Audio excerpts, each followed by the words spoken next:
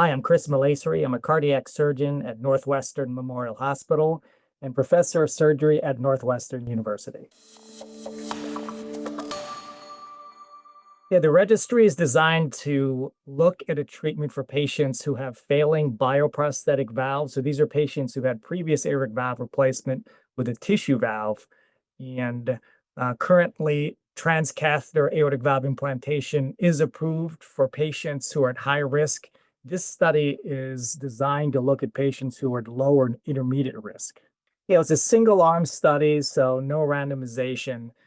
Patients have had previous aortic valve replacement in the past and now have a surgical bioprosthesis that is failing either by stenosis or regurgitation. These patients were all lower intermediate risk patients who could otherwise get open heart surgery.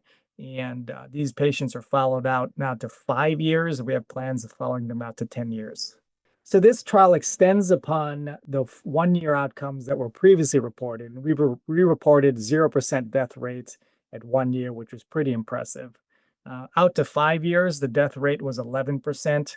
Total risk of death and stroke was about 14 to 15%. So pretty impressive. This is the same type of numbers that we expect for TAVI in native aortic stenosis.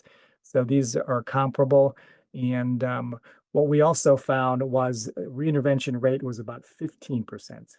I think that TAVI for failing bioprosthesis in lower intermediate risk patients is definitely a reasonable option for patients.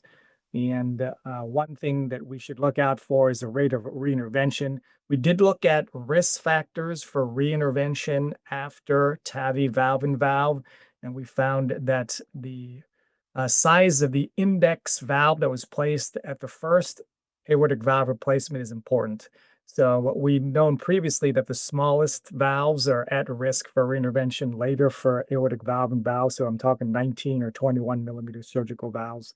What we also found is the medium-sized valves, 23 or 25, are also at risk for reintervention after valve-in-valve. It's really only the largest size valves, 27 or 29, that the patients were pretty much free and clear of reintervention after aortic valve-in-valve. So that's important for a couple of reasons. It's important for surgeons to know that at the index aortic valve replacement, surgeons should try to put the largest valve in as possible. And that may mean doing an aortic root enlargement. Another implication is that during valve-in-valve, we can actually make the surgical valve larger than it previously was. This is called the balloon valve fracture technique. And that is probably going to be beneficial for patients who get valve-in-valve in the future. I think a lot of this is going to be dictated by regulatory bodies. Whether or not this is enough to get label expansion to lower and intermediate risk patients is definitely up to the United States regulatory bodies as well as the EU regulatory bodies. Whether it reaches clinical practice guidelines, I also don't know. Further studies that may be required include a comparative study between aortic valve-in-valve versus aortic valve re-replacement. So a transcatheter versus open surgical comparison may be warranted in the future. Just to mention that this is 5-year data, so many would consider this medium term. The intent of this trial is to follow them out to 10 years, and I think we'll learn more about reintervention, death rate, stroke rate, rehospitalization. So stay tuned. Another 5 years, we'll have a report for these initial 100 patients who had aortic valve-in-valve, who are lower intermediate risk.